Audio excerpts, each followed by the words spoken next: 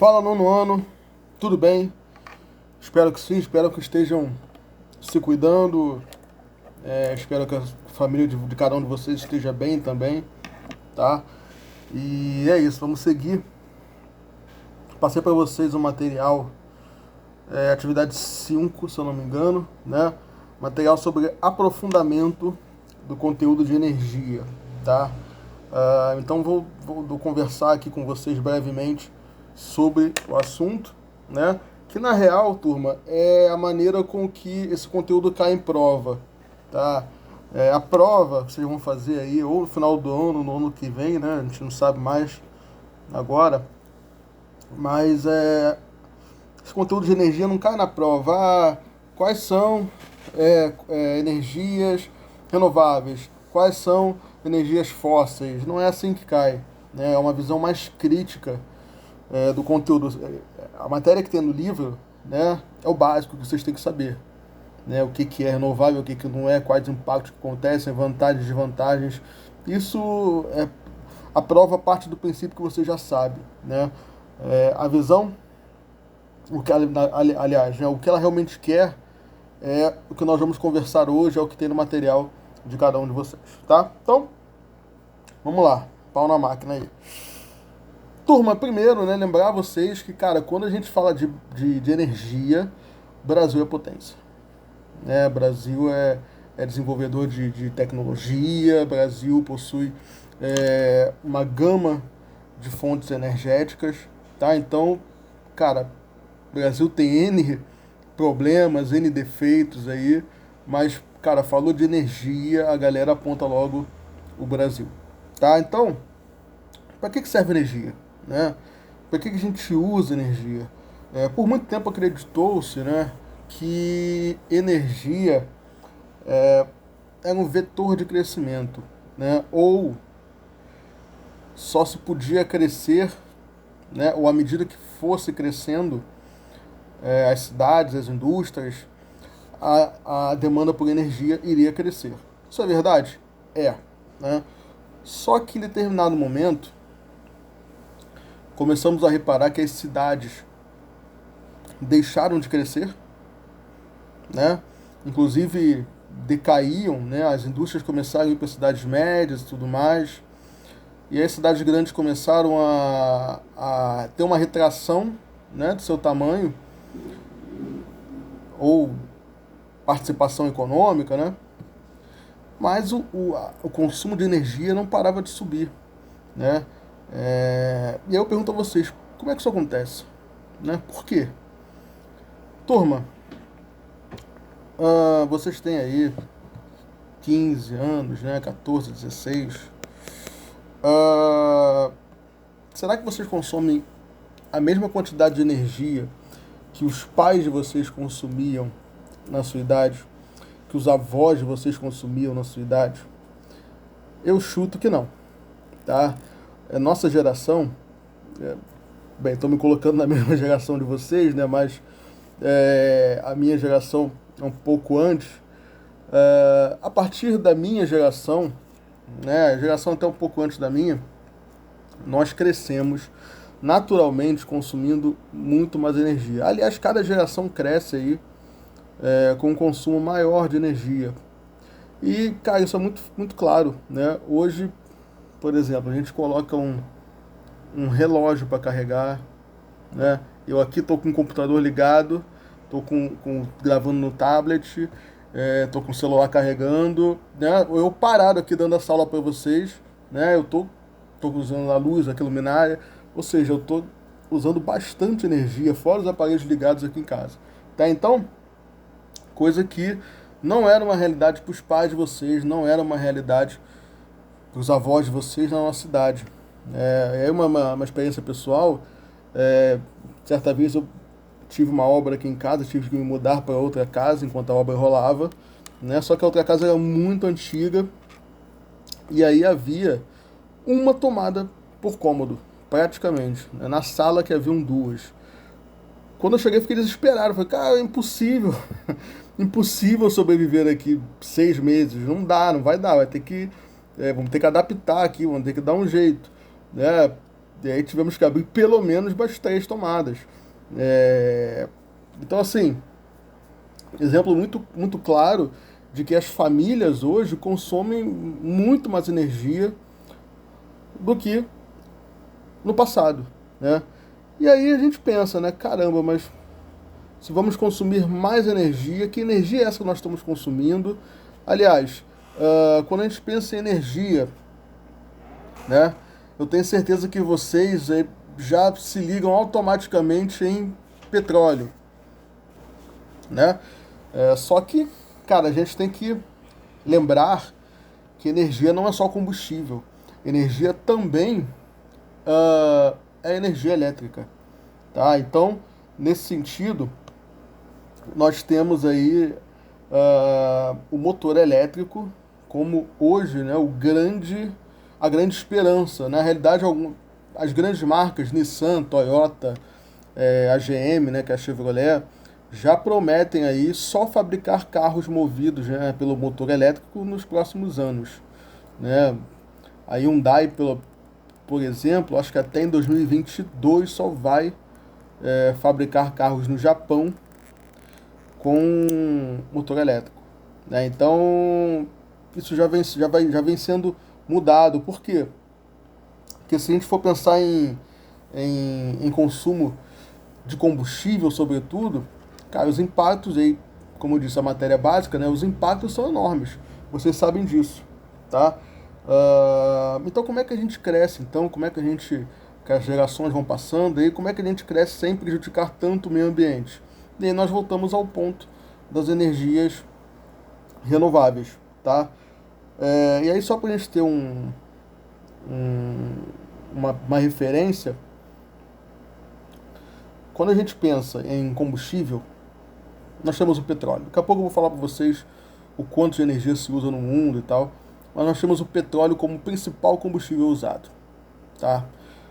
Nós temos também, como uma alternativa ao petróleo, a biomassa, que é o que vocês têm no livro de vocês aí, é renovável, tá? E a queima é bem eficiente, então é um combustível muito eficiente para substituição do petróleo, tá? E mais uma vez o Brasil é referência, né? A biomassa do Brasil é fabricada a partir da cana-de-açúcar, né? A dos Estados Unidos é fabricada a partir do milho e a da Europa é fabricada a partir da beterraba. Mas a biomassa brasileira, né, o etanol que a gente conhece, é o que tem um potencial de queima melhor e é também 20 centavos, mais ou menos, mais barato por litro. Ou seja, é melhor e mais barato.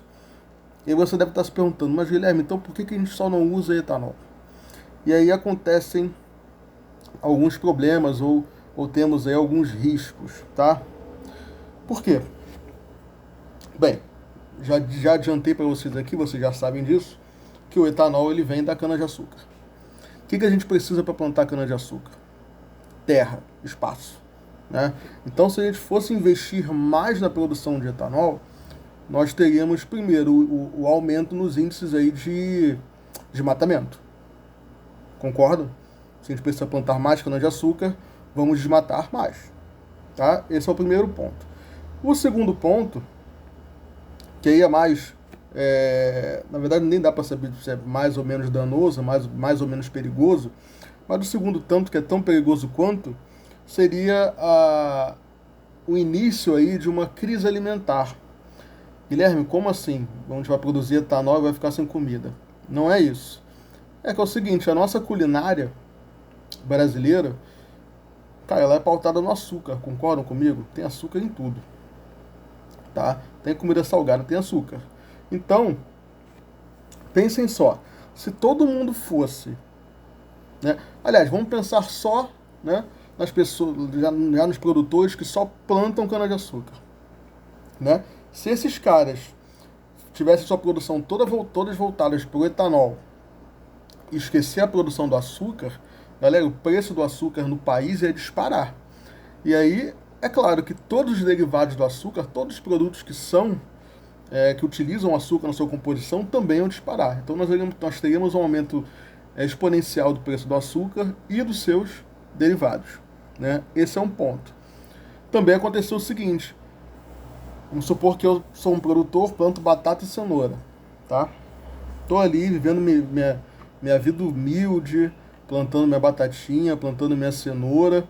Olho pro lado, o vizinho tá produzindo etanol, tá ganhando dinheiro a rodo, tá com picape nova, coisa louca. Eu vou pensar, cara, eu vou ficar plantando aqui batatinha e cenoura enquanto os produtores de cana ficam ricos, que se dane a batata e a cenoura, eu vou começar a plantar cana-de-açúcar. Né? O que ia acontecer? A galera que planta outras culturas iam começar a plantar também cana-de-açúcar voltada para o etanol, tá certo? E aí, nós, além de termos o açúcar e seus derivados com um preço altíssimo, ia começar a faltar o restante das culturas agrícolas que a gente consome, né? Provavelmente teríamos que importar, né? E, consequentemente, a comida seria toda mais cara, né? Não, e aí não só mais o açúcar e seus derivados, mas toda a comida vendida no Brasil seria muito mais cara, tá? Então, esses são pontos que vocês precisam levar para a prova, e pontos com uma visão mais crítica sobre esse assunto de energia, tá bom? Bem, vamos continuar. Estou com a minha colinha aqui. Só para vocês terem uma ideia, né, do quanto de energia que utilizamos no mundo, aliás, do que utilizamos como fontes energéticas no mundo até hoje, tá? Petróleo mais carvão são os dois mais usados. Petróleo com 32% e o carvão com 28,8%, ou seja, 50%, 60% mais ou menos da energia que nós utilizamos no mundo hoje ainda é fóssil, tá? Tanto o petróleo como o carvão mais do que o petróleo vem dando uma reduzida, vem dando uma caída, né? O carvão, por exemplo, vários países estão começando a abandonar o carvão como fonte energética por conta da poluição, tá? Mas uma redução muito tímida ainda por ano, tá? Quais são os maiores consumidores, né? Estados Unidos e China. Estados Unidos consomem 23% da economia da energia gerada no mundo, ou seja, quase um quarto, né? E a China, 10%. Sendo que desses 23% que os Estados Unidos utilizam, 70% é só para o transporte, para vocês terem uma ideia, tá? Continuando, e aí relembrando, né, porque isso tem no livro de vocês, né, petróleo a gente encontra no Oriente Médio, abundância, né, porém o país com a maior reserva individual de petróleo que nós temos é a Venezuela. O carvão, China e Estados Unidos também são os países que mais produzem. Só para vocês terem uma ideia, a China, pensa num negócio que você gosta de comer, sim, pensa aí, negócio que você ama, que você, nossa, não consegue resistir, né? Pensa aí agora como seria se você tivesse 400 anos desse negócio que você gosta de comer. Eu gosto de Nutella, né? Imagina 400 anos de estoque de Nutella inesgotável, né? Eu já sou gordo, não ia conseguir entrar na escola de tão gordo, não ia conseguir entrar na garagem do Marcelo, aí, tão gordo que eu ia ficar. Né? A China, ela possui 400 anos de carvão para queimar. Ou seja, o carvão ainda vai ser matriz energética no mundo aí durante muito tempo, tá? O gás, ele apesar de ser também fóssil, polui menos, né? E também é muito mais barato. Então, mais uma vez, por que não utilizamos o gás? Né? Só que o gás tem toda a problemática do transporte. Né? Transportar gás não é o negócio mais fácil do mundo. Os gasodutos são muito importantes, tá? Então é por isso que os países meio que dão uma desanimada em investir no consumo de gás. Né? Só para vocês terem uma ideia, poxa, a Europa, toda ela, bem, toda não, mas ali, pelo menos o leste europeu, né? Todo ele é abastecido pelo gás que vem da Rússia. Né? Então, isso também já leva a gente a uma questão geopolítica, cara, a importância da Rússia, né? O poder de voz que a Rússia tem para a Europa. Né? Porque se o Putin ficar Zangado, Putin vai lá, fecha o registro do gás e acabou o gás da Europa. Né? Vai dar problema. Tá? Então, também é uma questão de relação entre países aí.